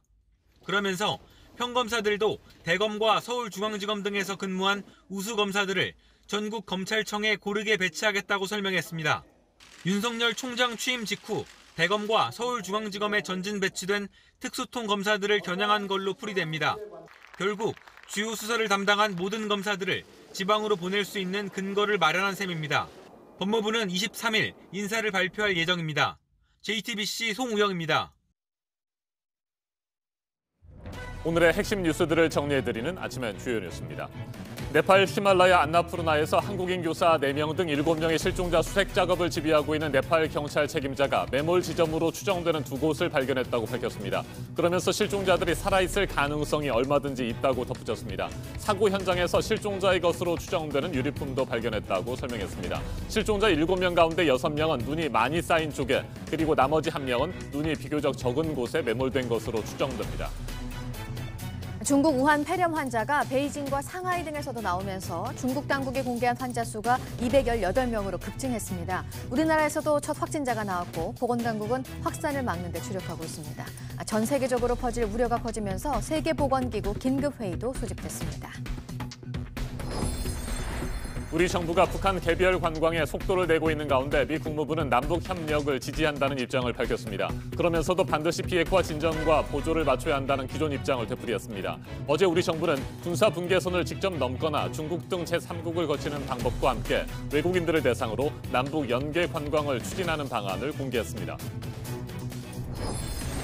청와대의 선거 개입 의혹과 관련해 송철호 울산시장을 처음으로 소환한 검찰이 12시간가량 조사를 벌였습니다. 2018년 6월 지방선거 때 경선 없이 공천을 받고 또 공약을 만드는 과정에서 청와대 등의 지원이 있었는지 조사했습니다. 경기도가 당초 오늘부터 닥터 헬기 운항을 재개하겠다고 밝혔지만 이국종 교수의 경기 남북 번역 외상센터 의료진들이 닥터 헬기 탑승을 거부하기로 했습니다. 안전 문제와 함께 의료 인력 충원 문제가 해결되지 않았기 때문입니다. 한편 이국종 교수는 외상센터장에서 물러나겠다는 뜻을 밝혔습니다. 미국 캔자스시티에서 총격 사건이 나서 2명이 숨지고 15명이 다쳤습니다. 프로풋볼팀이 슈퍼볼에 진출한 걸 축하하는 파티 현장에서 벌어진 사건이었습니다. 아침엔 주요 뉴스였습니다. 시리아 북서부 알레포에서 러시아의 공습으로 민간인 3명이 숨졌습니다. 무너진 잔해 속에서 시신을 수습합니다. 현지 시간 20일 시리아 정부군을 지원하는 러시아 전투기가 알레포 서부 지역을 공격했는데요. 민간인 3명이 숨지고 7명이 다쳤다고 시리아 민간 구조대인 하얀 헬멧이 전했습니다. 시리아에서는 2011년 내전이 발발한 이후 정부군과 반군의 대치가 계속되며 민간인의 피해가 늘어나고 있습니다. 시뻘건 불기둥이 솟아오릅니다. 현지 시간 19일 나이지리아 서부에 있는 한 석유 회사의 송유관이 폭발했습니다. 지금까지 적어도 3명이 숨졌는데요. 강력한 폭발에 인근에 있는 집과 차량까지 불길에 휩싸였습니다. 나이지리아에서는 절도범이 기름을 훔치기 위해 송유관에 접근했다가 불이 나는 일이 종종 있다고 하는데요. 당국이 정확한 사고 원인을 조사하고 있습니다. 다리 한가운데가 푹 꺼져 있습니다. 현지 시간 19일 인도네시아 수마트라 섬에서 사람들이 건너는 다리가 갑자기 무너지며 학생들이 강으로 떨어졌습니다. 지금까지 9명이 숨지고 1명이 실종됐는데요. 희생자들은 대부분 10대 청소년으로 다리 위에서 강을 구경하다가 변을 당했습니다. 구조적으로 약해진 다리가 갑자기 몰린 학생들의 하중을 이기지 못하고 무너진 걸로 보이는데요. 당국이 실종자 수색에 총력을 다하고 있습니다. 산불에 우박을 동반한 폭풍까지 몰아쳐 피해가 극심한 호주에 이번엔 먼지 폭풍까지 불어닥쳤습니다. 거대한 먼지 폭풍이 빠르게 몰려오더니 순식간에 사방이 깜깜해졌습니다. 현지 시간 19일 천둥 번개와 돌풍을 동반한 먼지 폭풍이 호주 뉴사우스웨일스 주를 덮쳤는데요. 이에 호주 기상당국이 뇌우 경보를 발령하며 강풍을 동반한 폭풍우가 계속될 것이라고 예보했습니다. 이번 먼지 폭풍으로 인한 인명피해는 없는 것으로 알려졌는데요. 최악의 산불을 겪고 있는 호주에서 우박 폭풍으로 인한 홍수와 먼지 폭풍까지 일어나는 등 안타까운 소식이 끊이지 않고 있습니다.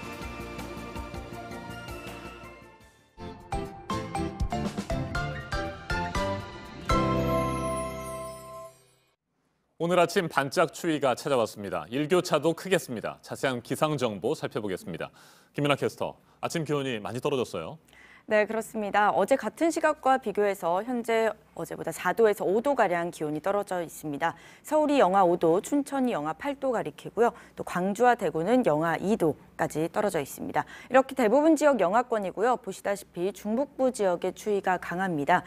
기온 자체도 문제이긴 하지만 어제보다 기온이 갑자기 크게 떨어진 만큼 옷차림 따뜻하게 하셔야겠습니다. 네, 일교차가 크겠다고 했으니까 낮에는 기온이 많이 오를까요? 네, 그렇습니다. 낮 기온은 어제와 비슷하거나 어제보다 조금 더 높겠습니다. 서울이 4도, 춘천도 4도, 전주는 7도, 광주와 부산은 10도까지 크게 오르겠습니다. 따라서 일교차가 무척 크겠습니다. 서울과 광주, 대구 등 전국 내륙 곳곳에서 10도 가까이 크게 벌어지겠습니다. 일부 지역은 15도가량 벌어지는 곳도 있어서 오늘 더욱 옷차림에 유의하셔야겠습니다. 네, 오늘 미세먼지 상황은 어때요? 네, 이렇게 찬바람이 불어오면서 오늘 맑은 하늘 드러났습니다. 대부분 보통에서 좋음 수준 회복했고요. 다만 경기 북부 지역에서 나쁨 수준 보이기 때문에 유의하셔야겠습니다. 하지만 어제만큼 미세먼지 농도가 많이 높진 않겠습니다. 알겠습니다. 기상 정보 잘 들었습니다. 김연아 캐스터 수고했습니다.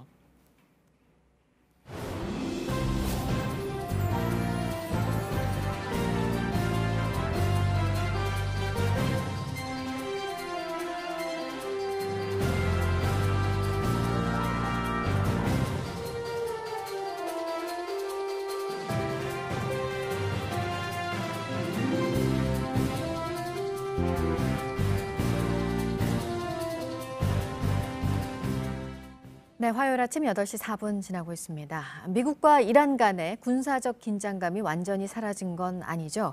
로켓포 공격 소식이 또 전해졌습니다. 이라크의 미국 대사관이 있는 그린존에 로켓포가 또 떨어졌다는 건데 보도 연결해서 이 소식 알아보도록 하겠습니다. 안태훈 기자, 최근에 자주 공격을 받은 곳입니다. 미국은 이란 지원을 받은 민병대가 벌인 일로 의심을 하고 있잖아요. 네, 그렇습니다. 일단 이번 로켓포 공격은 현지 시간 기준으로 지난 20일에 발생했습니다. 이라크 바그다드 그린존에 떨어졌고요. 로켓포 3발이 떨어졌다라고 외신들이 보도했습니다. 로켓포 공격 후 그린존 일대에는 사이렌이 울려 퍼지기도 했습니다. 그린존은 관공서와 공관 등이 들어선 구획입니다. 앞서 지난 8일에도 그린존에 로켓포가 떨어진 바 있습니다. 이란군 실세 솔레이마니 사령관이 지난 3일 미군에 의해서 공습을 당한 이후에도 로켓포 공격이 이루어지고 있는 것입니다. 이번 공격을 자처하는 세력은 아직 나타나지 않았지만 미국은 대체로 이란의 지원을 받는 이라크 시아파 민병대를 공격의 주체로 주목해 왔습니다. 네, 서해안의 바지락 양식장에서 A형 간염 바이러스가 나왔다는 게 뒤늦게 드러났다고요? 네, 그렇습니다. 서해안 바지락 양식장에서 A형 간염 바이러스가 검출된 사실이 뒤늦게 말씀하신 대로 드러났습니다. 지난해 A형 간염이 유행해 많은 국민이 불안에 떨었지만 행정환경당국은 한 달 정도 검출 사실을 알리지 않았습니다. 충청남도에 따르면 식품의약품안전처와 해양수산부 등이 지난해 12월 역학조사를 벌인 결과 보령의 한 바지락 양식장에서 A형 간염 바이러스가 검출됐습니다. 주변에서 바닷가로 흘러든 오폐수가 원인으로 지목됐습니다. 이에 따라서 충청남도와 보령시 등은 오폐수 유입을 긴급 차단하고 바이러스 검출 사실을 환경부와 행정안전부 등과 공유했습니다. 그러나 행정환경당국은 관련 사실을 즉각적으로 국민에 알리지 않았습니다.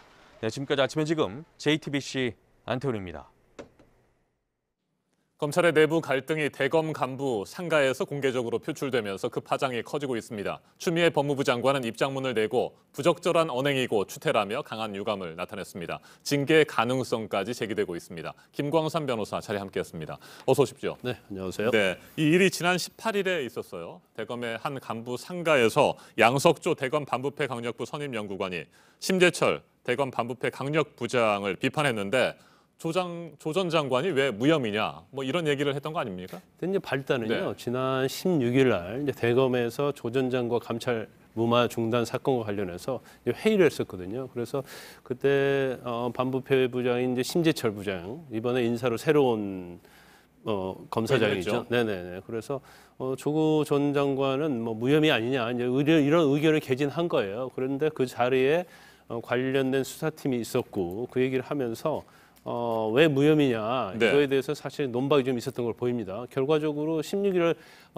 심재철 부장이 얘기를 했지만 17일 날 조 전 장관이 불구속 기소됐거든요. 그렇죠. 그래서 아마 이거와 관련해서 상당히 감정이 쌓였던 걸 보여요. 그래서 그날 상가에서 있었던 일은 아마 그 연장선상이라고 볼 수 있는 거고, 그다음에 양석주 선임연구관이 대검에서 전 한동훈 반부패 부장하고 네. 같이 감찰 무마 중단 사건을 지휘하는 입장이었거든요. 그래서 본인들 입장에서는 뭐 우리는 사력을 다해서 목숨을 걸고 수사를 했는데 더군다나 영장이 청구돼 가지고 기각이 된 사안, 그리고 법원에서 이미 범죄 소명이 됐다고 이렇게 영장이 기각 사유에 돼 있는데 왜 이게 무혐의냐, 말도 안 된다냐, 그런 취지의 생각을 가지고 있다가 아마 이 상가에서 그 감정이 뛰쳐나오면서 이런 뭐 시끄러운 일이 있었던 걸로 보입니다. 네, 검찰 간부가 자신의 직속 상관에게 이 같은 행동을 한 것을 놓고 뭐 일부에서는 항명 아니냐 뭐 이런 얘기도 하는데 이건 어떻게 보십니까? 엄격히 해석하면 이제 항명이라고 볼 수는 없죠. 이제 항명이라는 것은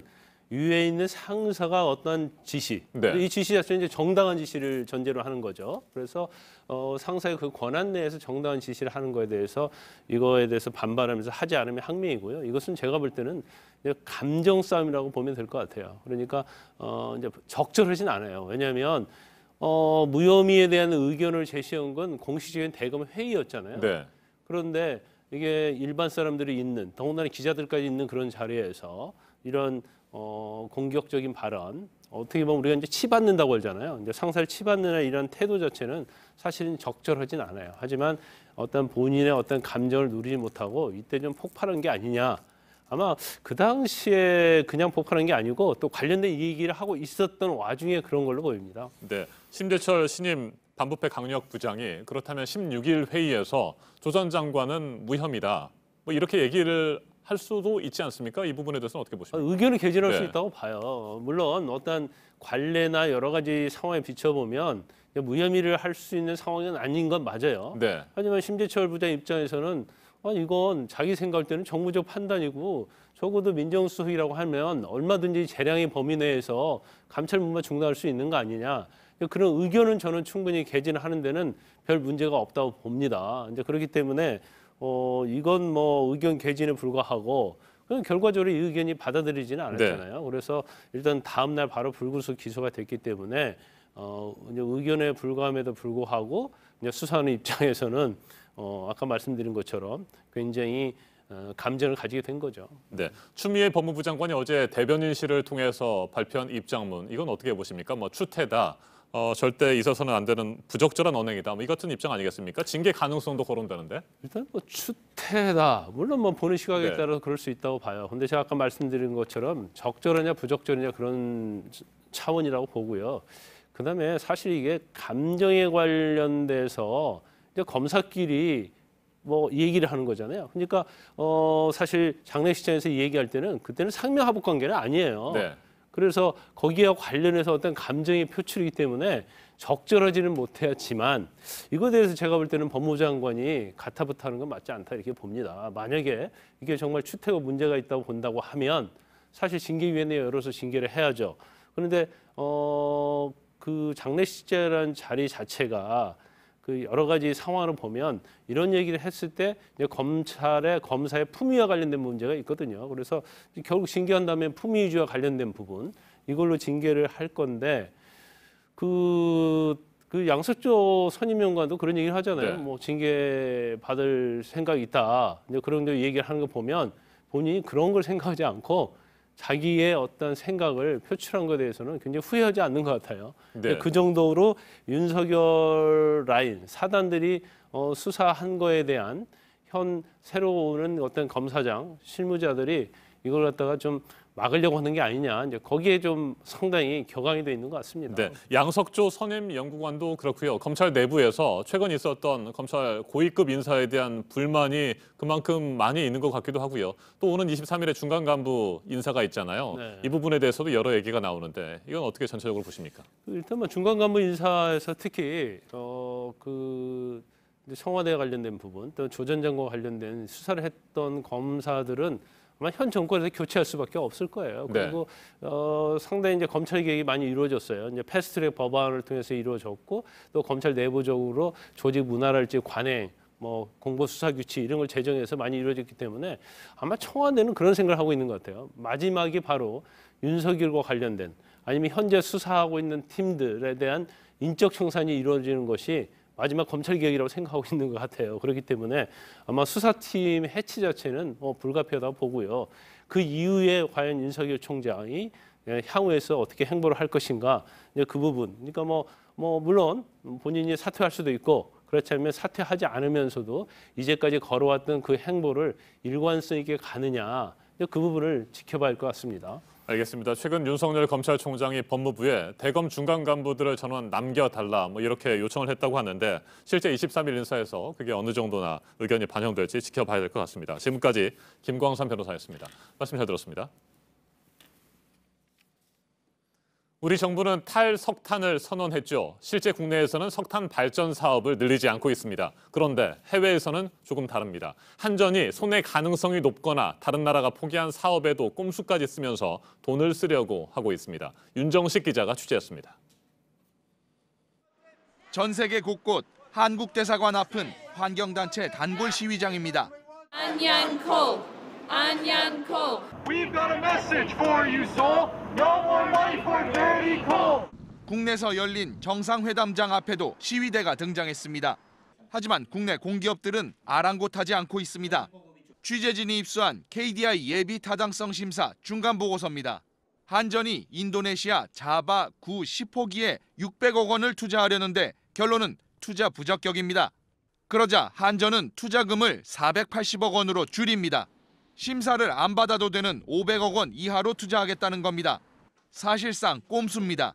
정부에서도 하지 말라고 하는데 지금 한전이 무리하게 추진을 하고 있는 겁니다. 이대로 가면 한전이 1,400억을 추가로 손실을 볼 수 있다는 겁니다. 이게 다 국민 정기요금 아닙니까? 그렇죠. 석탄 투자는 베트남에도 이어집니다.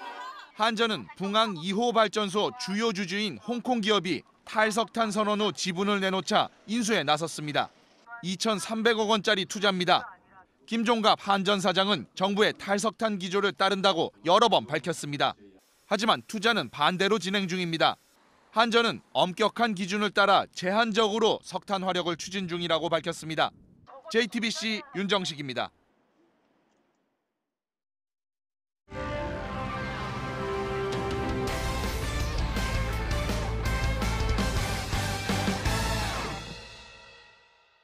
전세 대출을 받았으면 고가의 주택을 사면 안 되고 전세 대출을 계속 쓰고 싶으면 주택을 팔아야 한다는 정부의 전세 대출 규제 방안. 지금 부동산 시장에 아마 가장 큰 이슈일 겁니다.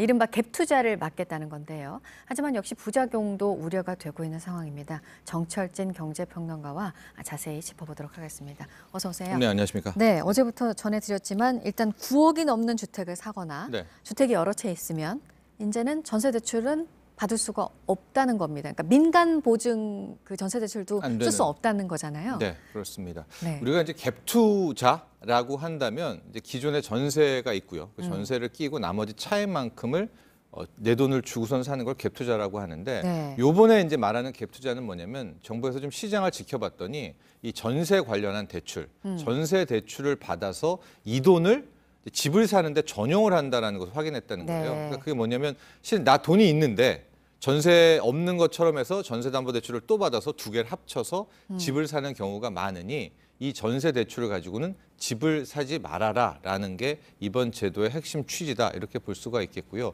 뭐 사례는 굉장히 많지만 큰 틀에서 9억 원 이상의 집을 보유하고 있는 사람은 전세담보대출을 받을 수가 없습니다. 그 어떤 보증기관에 의해서도요. 또 하나 내가 이제 무주택자예요. 그럴 경우에 전세담보대출을 받았죠. 그렇게 살다가 그 돈을 가지고 언젠가부터 9억 이상의 집을 보유할 시는 2주 내에 그 샀을 때는 추가 매수했을 때는 2주 내에 기존에 받았던 전세담보대출을 다 토해내야 하고요.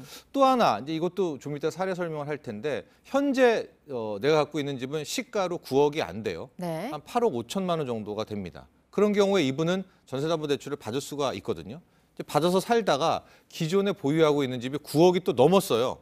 올라서. 올라서 그럴 경우에도 2주 내에 이제 갖고 받았던 전세담보대출을 또 반환해야 되는 뭐 이러한 좀 다소 복잡한 구조를 갖고는 있습니다. 네.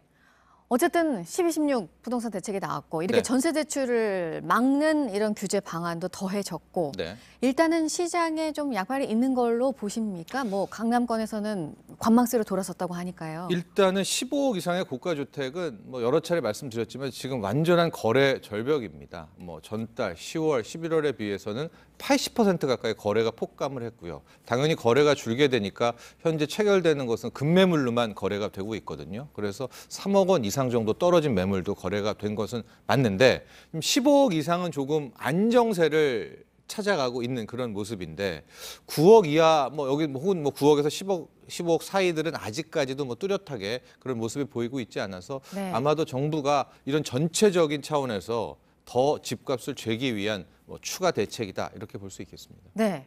저렇게 이제 고가의 주택을 가진 사람이 전세 대출을 받지 못하면 못합니다. 이제 각자 방식으로 또 이제 대응 방법을 생각할 거 아니에요. 네. 그래서 이제 그거 관련해서 여러 우려들이 또 나오고 있는 건데 네. 그 가운데 이제 뭐 반전세라든가 월세 네. 전세가 많아지고 있다는 건 거잖아요. 네, 그렇습니다. 이제 이런 거죠. 현재 기존의 이 전세담보대출을 받은 경우에는 소급해가지고 토해내지는 않아요. 네. 근데 지금 신규 대출은 불가하고 증액 대출은 불가하단 말이죠. 그러니까 뭐 9억 이상의 집이 있는 분이 전세담보대출을 받아서 살고는 있는데 계약이 만료가 됐습니다. 네. 그럴 경우에는 신규가 안 되잖아요. 그럼 이제 연장을 이제 해야 되는데 그 경우에 연장을 할 때 자기 돈은 없지 않습니까? 그럼 이제 집주인이 만에 하나 1억 원을 올려달라고 할 때 대부분이 아마 1억이 없기 때문에 이거를 월세로 돌리게 되는 우리가 흔히 말하는 이제 반전세에 대한 가능성이 매우 높아지고 있다라는 건데요. 이게 이제 왜 자꾸만 논란이 되냐면 현재 전세담보대출 같은 경우에는 한 연 2% 후반, 3% 초반이거든요. 이 이자율이 대출 이자율이. 근데 월세 전환율은 지금 4%가 넘기 때문에 네. 그렇게 되면 이제 세입자는 은행보다도 한 1%포인트 더 높은 돈을 집주인에게 내야 되는 뭐 그런 상황이 나올 수도 있겠고요. 네. 반전세가 아니더라도, 그러니까 반전세 같은 경우에는 또 집주인 입장에서는 이제 월세 소득이 잡히기 때문에 요즘엔 2천만 원 이하도 세금 내야 되지 않습니까? 네네. 그게 싫어가지고 아예 전세 가격을 더 높일 수도 있는. 그러면은 기존에 살던 사람은, 그러니까 즉 다른 집이 있는 사람이 현재 전세로 살고 있는 사람은 기존에 자기 집의 전세를 또 높여서 그 돈을 가지고 이 돈을 메우려는 추가 상승분을 메우려는 그럼 전세 가격이 전반적으로 강남뿐만이 아니라 강북까지 커질 수 있는 거 아니냐라는 부작용에 대한 논란인데 이게 이제 지금부터 당국이 계속해서 모니터링해야 될 부분입니다. 네, 지금 얘기하셨지만 이제 궁극적으로는 전세 가격이 지금 안 그래도 좀 최근에 불안했는데 네. 이게 더 오를 만한 역할을 할 수 있다. 예. 이런 우려가 또 있어서요. 그렇죠. 정부가 이번에 전세담보대출을 막는 이유는 다시 한번 말씀드리지만은 이 전세 관련한 대출을 받아서 집 사는 걸 막겠다라고 하는 건데 이거에 따른 부작용이 자칫 전세 가격 네. 상승 혹은 반전세, 이 월세, 실은 월세 내는 게 굉장히 부담이잖아요. 이거에 대폭 증대로 이어진다면 선의의 피해자들이 생길 거 아닙니까? 가령 오히려 무주택자들을 위해야 되는데 세입자들의 부담이 커지게 된다면 이것은 정부가 원치 않은 부작용이어서 그럼 이제 그 다음은 뭐냐? 그럼 이제 전월세 상한제 뭐 그렇죠. 2년을 4년 네. 이 제도까지 또 나와야 되는 것이 아니냐라는 이야기도 나오고 있습니다. 네. 또 하나가 다주택자, 고가주택 보유자는 전세 대출 받지 말아라 하니까 이제 우회적으로 다른 방법으로 또 대출을 받는 그런 경우에 대해서도 또 생각해 봐야 될 것 같아요. 그렇죠. 이게 지금 이제 무슨 얘기들 벌써 나오고 있냐면은 신용대출로 현재 주택담보대출이 안 나오니까 매우 많이 메웠었는데 현재 온라인 뭐 이런 데 보면 사채는 아니고요. 이게 한 연 5%, 6%대에서도 이 뭐 추가 뭐 후순위 대출 이런 상품들이 굉장히 많이 지금 나오고 있습니다. 그렇게 되면 대부분이 어쨌든 현재 전세를 끝까지 살려는 이유가 교육 수요들이 많고 이들 부모 같은 경우에는 어떠한 부담을 감수하고더라도 뭐 3, 4년간 아이를 뭐 하려고 오는 거 아니겠습니까? 네. 전세 살려는 거 아니겠습니까? 그렇게 될 경우에는 이분들이 신용대출 나아가서 우리가 흔히 영끌이라는 표현 많이 쓰거든요. 영혼까지 끌어다가 그때 뭐 자금 마련해가지고 뭐 전세 부담했다라든가 집 샀다라든가 그런 상황이라면 기존의 뭐 3, 4%가 아니라 6, 7%대까지의 이 대출 시장으로 빠져들게 되면 네. 이분들에 대한 부담도 또 커지게 되는 거 아니겠습니까? 네. 이런 부작용도 분명히 생각해야 될 것 같습니다. 알겠습니다. 여기까지 듣도록 하겠습니다. 정철진 경제평론가였습니다. 잘 들었습니다. 네, 한 달 무료라고 해서 스마트폰으로 음악을 듣거나 책을 읽고 있었는데 이벤트 기간이 끝나서 결제가 되고 있는 걸 모르는 경우가 많습니다. 미리 알려주는 곳들이 거의 없습니다. 이주찬 기자입니다. 30대 직장인 김모 씨는 매달 통장에서 3만 4천 원이 빠져나간 사실을 2달이 지나서야 알았습니다. 한 달간 전자책이 무료라길래 구독했는데 아무런 알림도 없이 다음 달부터 계속 자동 결제가 된 겁니다. 결제가 정기 구독 상품인지 모르는 상태에서 저는 회원 탈퇴를 했는데 그게 계속 결제가 되고 있었습니다. 결국 보상은 받지 못했습니다. 무료 이용 기간을 미끼로 내걸고는 이벤트 기간이 끝나면 유료 자동 결제로 바뀐다는 사실을 소비자가 잘 모르게 만든 겁니다. 만약 서비스를 끊으려 해도 전화 통화를 어렵게 만들거나 통신사에서 서류를 떼오라고 하는 등 해지 자체를 어렵게 만들기도 합니다. 무료 기간이 언제 끝나는지 헷갈리는 점을 노리는 경우도 많습니다. 소비자원 조사 결과 유료로 바뀐다고 미리 알려주는 앱은 26개 가운데 2개에 불과합니다. 1년 단위로 결제하는 앱인데 한 달에 얼마라고 표시해서 소비자가 착각을 하도록 만들기도 합니다. 전문가들은 소액 결제 내역을 매달 꼼꼼히 확인하고 스마트폰 알림 기능을 이용해 유료로 바뀌는 날을 기억하라고 했습니다. JTBC 이주찬입니다. 여자 프로농구 청주 KB가 최하위 부산 BNK를 잡고 단독 선두로 나섰습니다. KB는 어제 마산에서 열린 원정 경기에서 BNK에 62대 45로 승리했습니다. 이로써 KB는 지난달 30일부터 5연승을 달리며 4라운드 전승을 기록했습니다. 박지수는 15점에 13리바운드, 손트는 21점에 12리바운드로 나란히 더블더블을 기록하며 KB의 승리를 이끌었습니다. 프로축구 K리그의 울산현대가 국가대표 출신 골키퍼 조현우를 영입했다고 밝혔습니다. 4주간의 기초 군사훈련을 마친 조현우는 울산과의 계약서에 사인하고 새 출발을 알렸습니다. 대구FC 골문을 지켜온 조현우는 지난 시즌이 끝나고 자유계약 선수 자격을 얻었습니다. 조현우는 2013년 대구에서 프로 무대에 데뷔한 이후 7시즌 동안 대구에서만 뛰면서 210경기에 출전했습니다.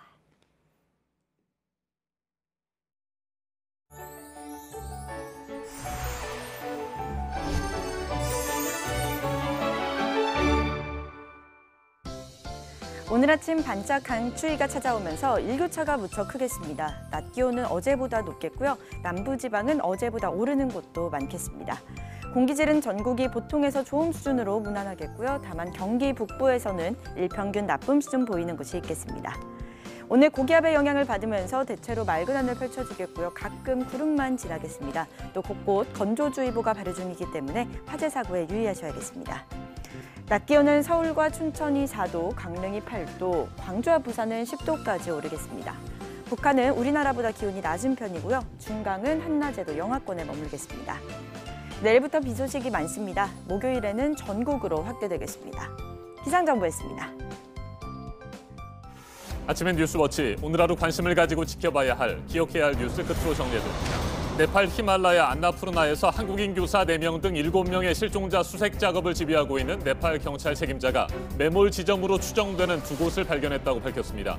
그러면서 실종자들이 살아있을 가능성이 얼마든지 있다고 덧붙였습니다. 사고 현장에서 실종자의 것으로 추정되는 유리품도 발견했다고 설명했습니다. 실종자 7명 가운데 6명은 눈이 많이 쌓인 쪽에, 그리고 나머지 1명은 눈이 비교적 적은 곳에 매몰된 것으로 추정됩니다. 우한 폐렴 환자가 중국 전역에서 나오면서 218명으로 크게 늘었고 우리나라를 포함해 세계 곳곳에서 확진자가 나와서 확산 우려가 커지고 있습니다. 세계보건기구 WHO는 긴급 회의를 열고 국제적 비상사태에 해당하는지 결정하기로 했습니다. 우리 정부가 북한 개별 관광에 속도를 내고 있는 가운데 미 국무부는 남북 협력을 지지한다는 입장을 밝혔습니다. 그러면서도 반드시 비핵화 진전과 보조를 맞춰야 한다는 기존 입장을 되풀이했습니다. 어제 우리 정부는 군사 분계선을 직접 넘거나 중국 등 제3국을 거치는 방법과 함께 외국인들을 대상으로 남북 연계 관광을 추진하는 방안을 공개했습니다. 오늘 열리는 국무회의에서 앞서 국회를 통과한 검경수사권 조정안과 유치원 3법 등을 심의 의결합니다. 검찰의 직접 수사를 줄이는 내용의 직제 개편안도 오늘 상정이 될 예정입니다. 오늘 전해드릴 소식은 여기까지입니다. 이상으로 JTBC 뉴스 아침엔 화요일 순서 모두 마치겠습니다. 건강한 하루 보내시기 바랍니다. 고맙습니다.